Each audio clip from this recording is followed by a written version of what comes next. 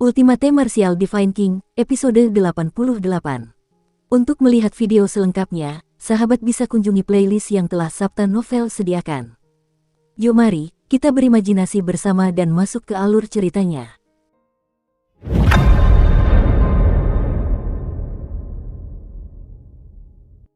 Prefektur Tensei. Di halaman yang megah, perabotan di aula bersifat antik, memancarkan aura sederhana namun elegan. Dibandingkan dengan tempat lain di ibu kota kekaisaran, tempat ini tidak terlalu mewah dan lebih kuno. Sebentar lagi, saatnya para siswa kita berangkat latihan. Tahun ini, lokasinya di Pegunungan Tianqi. Siapa yang bersedia memimpin tim? Kepala sekolah Jiang berdiri di puncak aula, tatapannya yang lembut membawa sedikit kesan berwibawa. Di kursi lebar di kedua sisi aula duduk sekitar 10 mentor. Ke-10 mentor ini adalah tim inti Prefektur Tensei. Dibandingkan dengan tutor lainnya, setiap tutor di sini memiliki kekuatan beyonder mereka sendiri.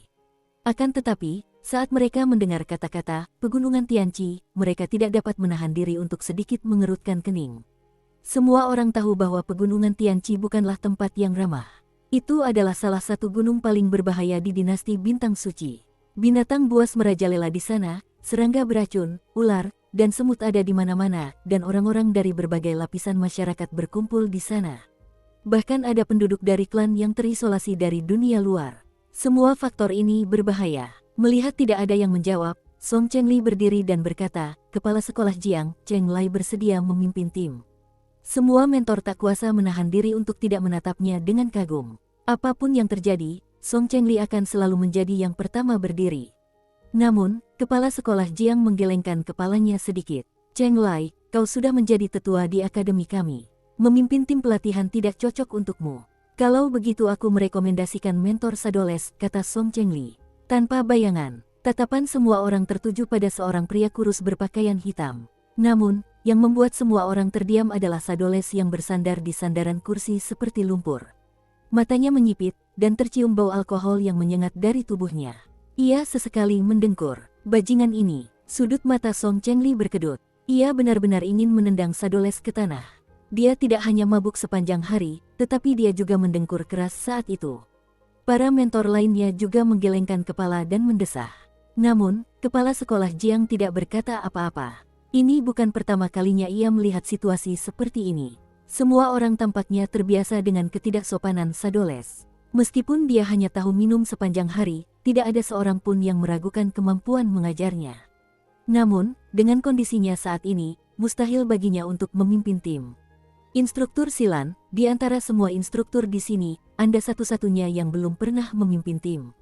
Anda akan menjadi orang yang menjalankan misi perjalanan ke Pegunungan Tianqi ini, kata kepala sekolah Jiang tiba-tiba. Dalam sekejap, pandangan semua orang tertuju pada sosok yang luwes dan anggun. Sejak awal, Silan hanya mendengarkan dengan tenang dan tidak mengatakan sepatah kata pun. Namun, tak seorang pun bisa mengabaikan keberadaannya. Rambut ungu panjangnya lembut dan indah, dan wajahnya yang elok terpantul oleh cahaya di luar pintu. Ia secantik peri yang jatuh ke dunia fana. Pegunungan danau surgawi penuh dengan bahaya, dan banyak orang dari berbagai kalangan telah berkumpul di sana. Aku khawatir akan sulit bagi Silan untuk melindungi keselamatan para siswa. Bibir merah Silan sedikit terbuka, dan suaranya lembut seperti hujan.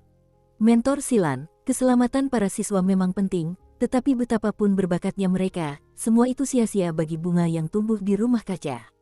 Seekor elang muda yang tidak pernah mengalami pertempuran hidup dan mati ditakdirkan untuk tidak pernah tumbuh dewasa.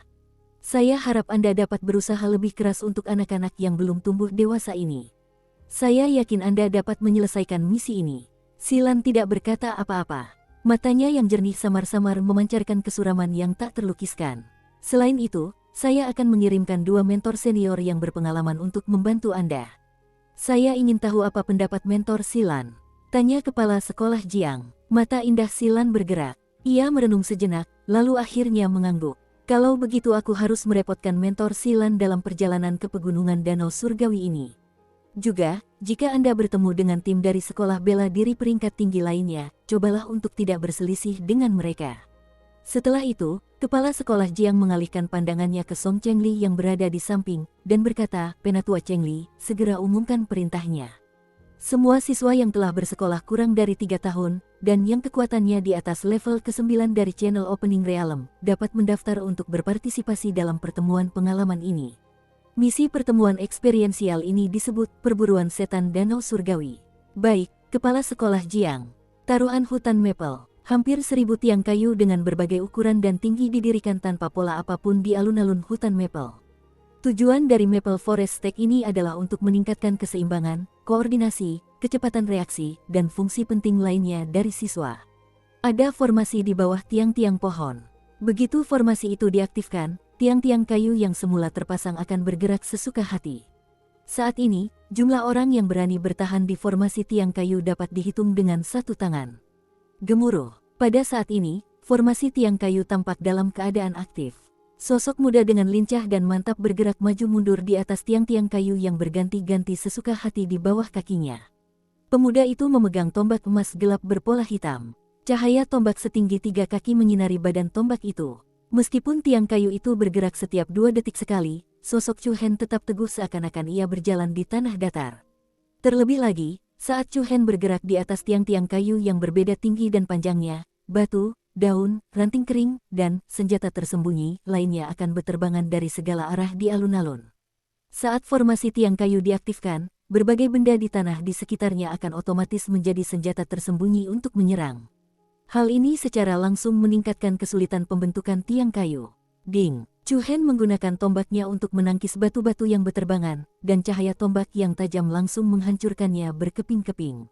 Suara mendesing. Pada saat berikutnya, sehelai daun maple merah menyala terbang dari sisi kanan, disertai momentum angin yang cepat, serangkaian bayangan merah di udara.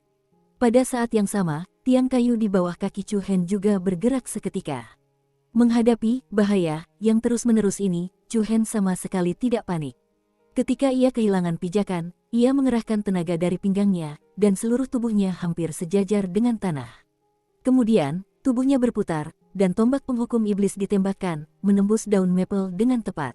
Ujung tombak yang tajam menembus daun maple, dan mengambilnya di ujung. Kemudian, Chu Hen melakukan salto mundur, dan mendarat dengan mantap di ruang kosong di luar formasi tiang kayu.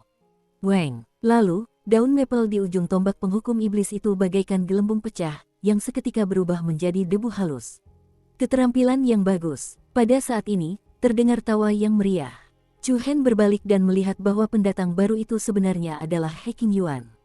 Kakak senior Qingyuan. Hehe, adik Chu Hen memang berbakat. Baru setengah bulan, kamu sudah mencapai level ini. Aku benar-benar malu. Kakak senior Qingyuan bercanda. Dukung terus channel YouTube Sabta Novel. Tidak, sama sekali tidak. Aku baru bisa berdiri di tiang kayu itu setelah setengah bulan. Pada saat itu, kakak senior Ji Xian menertawakanku sebentar. Ji Xian. Chu Hen sedikit terkejut. Dia pernah melihat nama ini di peringkat cabang bintang Pavilion Nebula. Ji Xian adalah nomor 1 di peringkat cabang bintang, dan juga murid langsung instruktur Silan. Poin bintang yang terkumpul melebihi 100.000, dan Ji Xian adalah orang nomor 1 yang tak terbantahkan di prefektur Tensei. Adik Chu Hen, dengan bakatmu, kau mungkin bisa menyamai kakak senior Ji Xian di masa depan, kata He Qingyuan. Chu Hen tersenyum, dan tidak mengatakan apa-apa lagi tentang hal ini. Ia kemudian bertanya, kakak senior Qingyuan, mengapa kamu sendirian? Di mana yang lainnya? Petik 2. Hari ini adalah hari di mana instruktur Silan mengajar. Karena berkali-kali bersikap kasar, sebelumnya, Chu Hen datang lebih awal hari ini. He Qingyuan menggelengkan kepalanya, pelajaran hari ini dibatalkan. Dibatalkan lagi. Chu Hen terkejut. He Qingyuan juga merasa agak lucu. Sudah lama sekali, tetapi Chu Hen belum mendengarkan pelajaran Silan sekalipun. He Qingyuan menepuk bahu Chu Hen dan berkata, ya, 3 hari lagi, kami akan pergi ke pegunungan Danau Surga untuk berlatih. Kali ini, instruktur Silan akan memimpin tim, jadi ada banyak hal yang harus dipersiapkan. Pegunungan Danau Surga. Mata Chu Hen berkilat terkejut. Bukankah kakak Longqing yang pergi ke pegunungan Danau Surga?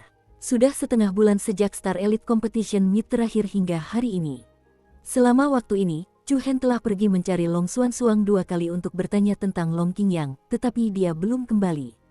Hal ini membuat Chu Hen merasa tidak nyaman. Jika dia pergi ke pegunungan Heaven Lake kali ini, dia mungkin bisa memeriksanya. Kakak senior Qingyuan, bisakah kami yang baru datang pergi?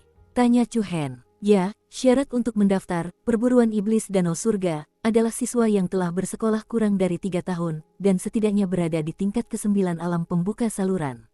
Benarkah?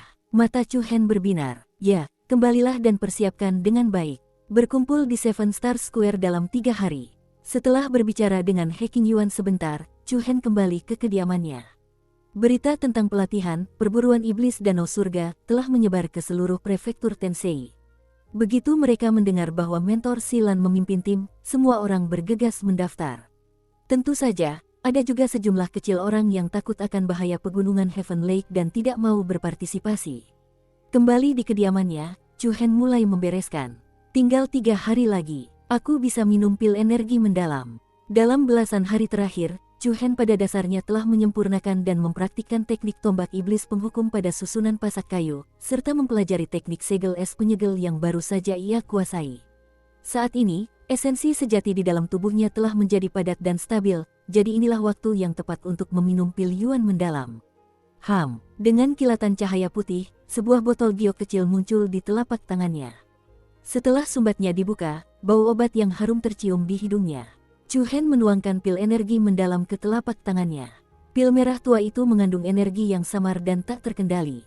Rasa panas samar muncul di mata Chu Hen. Pil energi mendalam ini seharusnya bisa membantuku menembus level keempat alam pembukaan elemen. Chu Hen langsung memasukkan pil energi mendalam ke dalam mulutnya. Pil itu meleleh di mulutnya dan meluncur ke tenggorokannya.